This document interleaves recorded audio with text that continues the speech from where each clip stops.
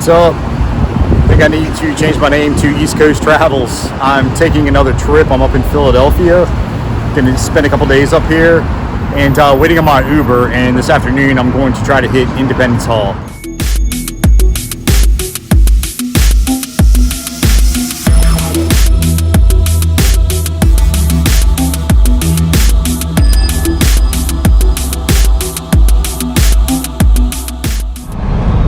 Okay, I made it. I'm in the heart of Philly. I'm in the most historical part of the city, the corner of Chestnut and 2nd Street. And I'm right next to the United States Customs House. Pretty impressive building. Built during the Depression. Was completed in 1934. So, and yeah, I'm a total tourist. I had to do it. I got a Philly's cheesesteak first thing. So, anyway, once I finish this, I'm headed to Independence Hall.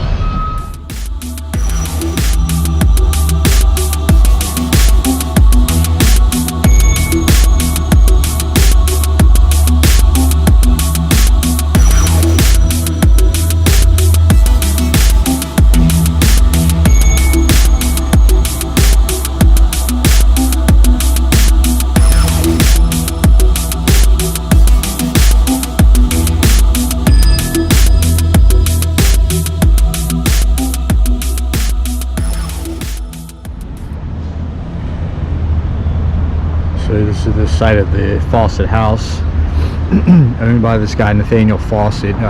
Old wooden house used to be right there. Military museum.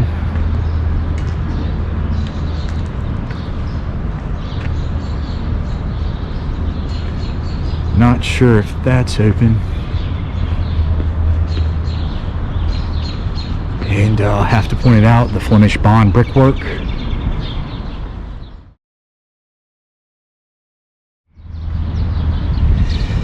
Headed to Independence Hall and passing Carpenters Hall, so I thought I'd stop by.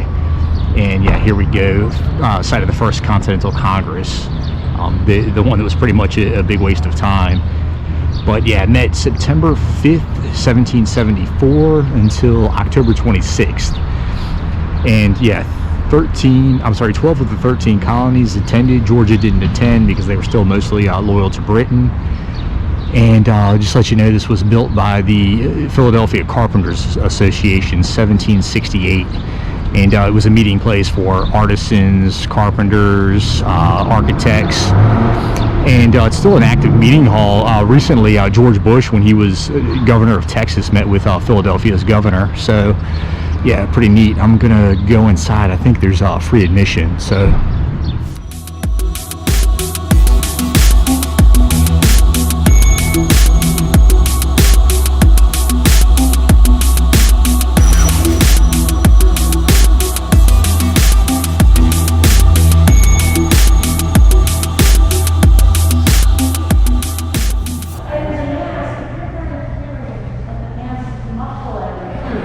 Here we go.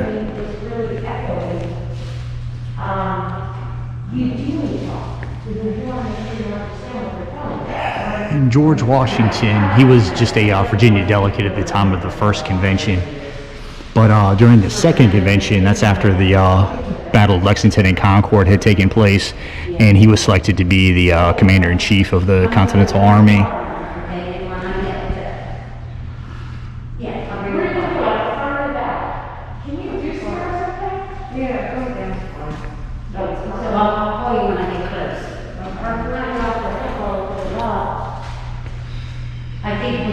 Oh, here we go, Peyton Randolph from Virginia.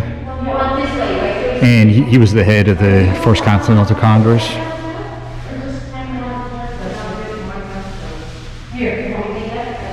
They're pretty neat. These are old insurance fire markers. And in London and in the colonies during the 1700s, these were popular. In the major cities, each insurance company had their own fire department. And if your building caught on fire, they would see what insurance company you're covered with, and they would send out a fire brigade. And eventually volunteer fire departments started popping up, and then the insurance company would pay the first company that would show up to put out the fire. So that's how that started.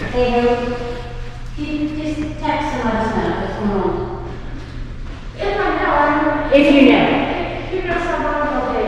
I'll keep you posted. Thank you. I don't even tell my Oh, here we go, Patrick Henry.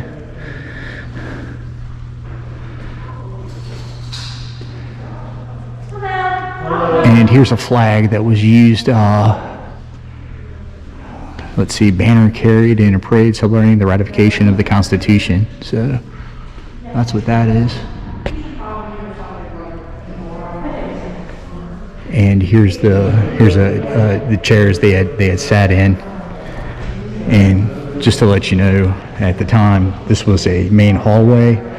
This was a separate room, and the 56 delegates were crammed in this room during September. So pretty hot, pretty stuffy, as you can imagine.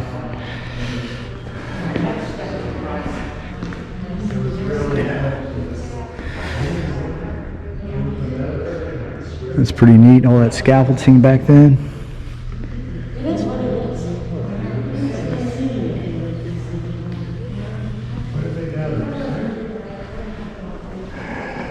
This guy, Gunning Bedford. He was a prominent master builder.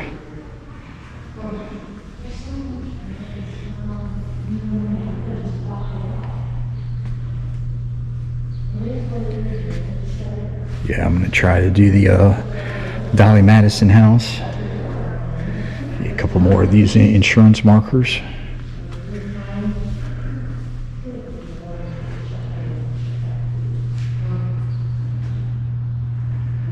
And I wonder if they're related to the Masons, kind of the same symbol there.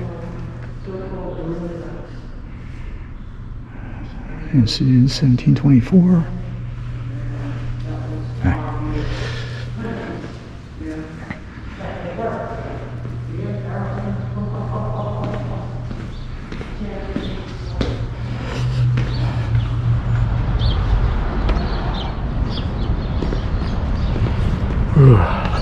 Yeah, they said do Independence Hall today because crowds are crazy on the weekend. So headed over there now.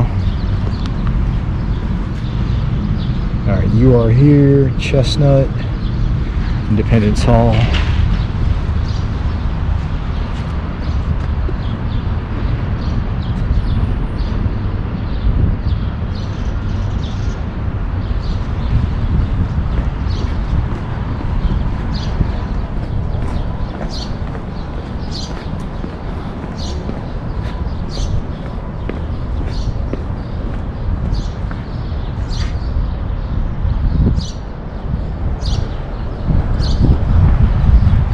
Pretty neat little insurance marker up there.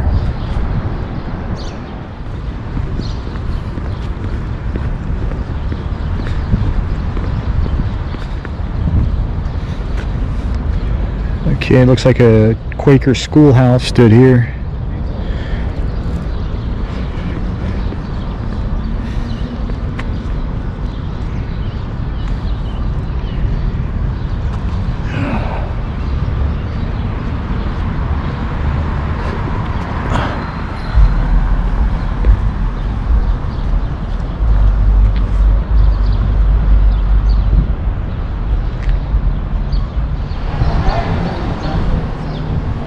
A statue of the signer inspired by George Clymer signed both the Declaration of Independence and the Constitution. Never heard of them.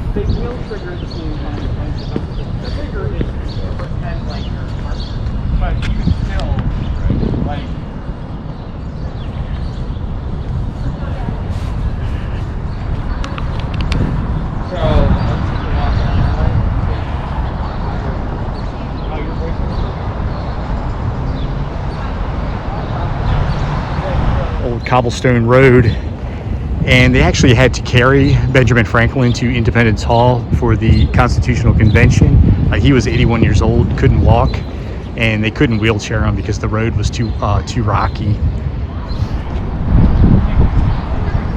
Here we go, pretty much the most important building in the country, Independence Hall, and it's where the Declaration of Independence was signed. It's where the Second Continental Congress was held, and it's the site of the Constitutional Convention. And it was completed 1756. It was originally the Pennsylvania State House, and the Liberty Bell used to hang at the top.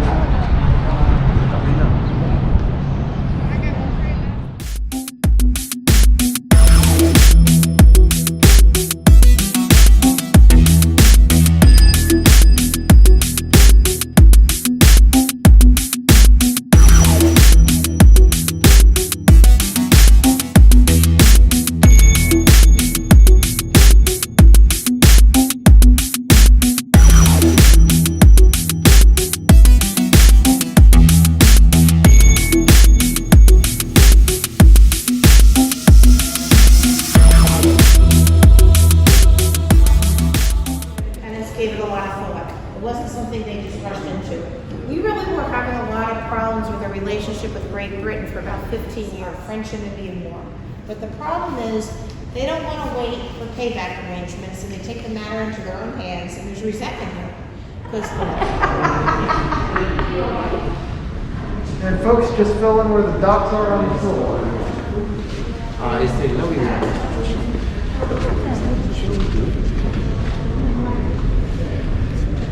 There's George Washington's chair right there. So folks, take your pictures now. We'll start in a moment.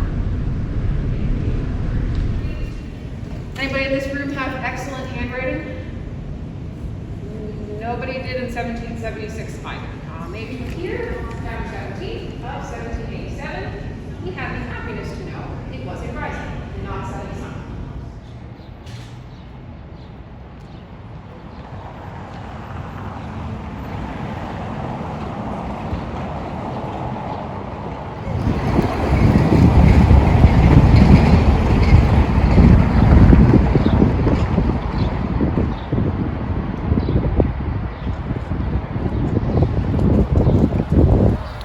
Pretty good statue of Washington. And yeah, just left Independence Hall. A couple more side notes about this place. This is where the nativist riots took place. That was 1844. And 2,000 Protestants had gathered to protest Catholics and the Pope. And then 1865, Abraham Lincoln's body was brought here to lay in state. 75,000 people gathered to pay their respects. And then, oh, that's a cool clock up there.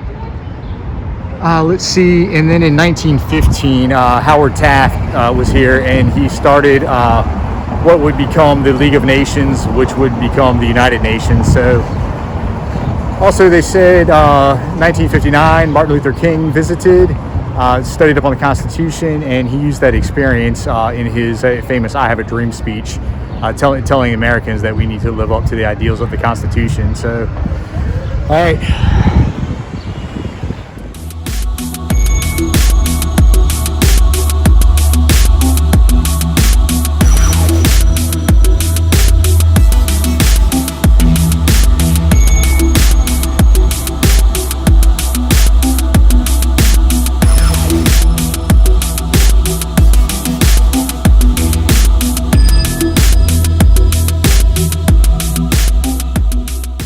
I just did a tour of Congressional Hall, pretty much our first U.S. Capitol building.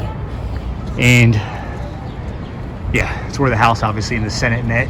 And just to let you know, the Senate met on the second floor, House on the first floor. Let's see, we had James Madison representing Virginia in the House, James Monroe representing the Senate. And also site of two presidential inaugurations. George Washington inaugurated his second term, 1793, and then John Adams, 1797. So, yeah, pretty cool. And now I'm headed to the Liberty Bell.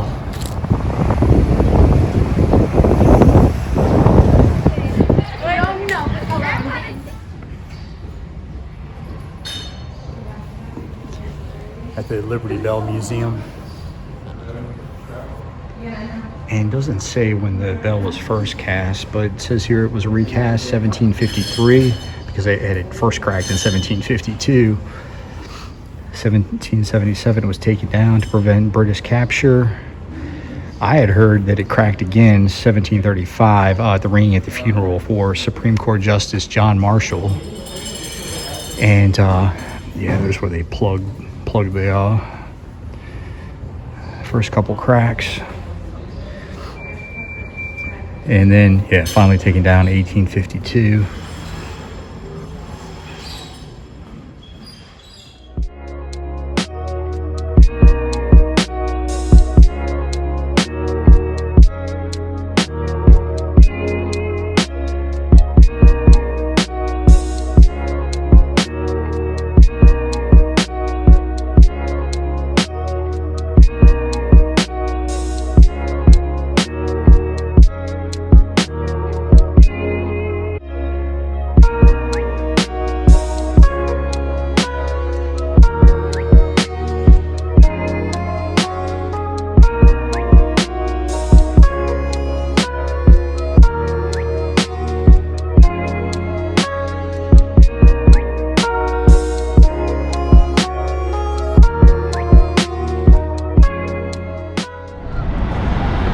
The Independence Visitors Center, and this is the site of the original president's house, our first White House. And remember, Philadelphia was the capital of the U.S. from 1790 until 1800. So yeah, a 10-year period there. So yeah, this is where George Washington stayed from his first year. He was elected 1789. He was in New York for a year. Then he was down here for 7 years, and then John Adams for 3 years. And they've got kind of an artistic little setup here.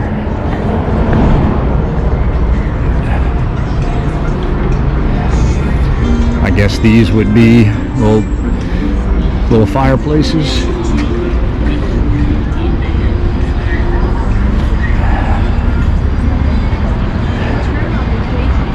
Some placards going over the branches of government.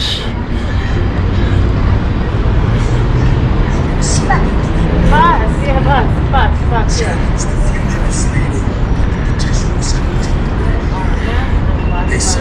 Okay, ready? All of this. And here's the foundation of the house. Okay. Here will be the sea. There was the kitchen. That was the All right, over here was the kitchen. Some little placards on slavery. going to church. And a little video on George Washington's chef. His name was Hercules. So, pretty neat. Statue of John Barry, naval officer. Get another shot of Independence Hall.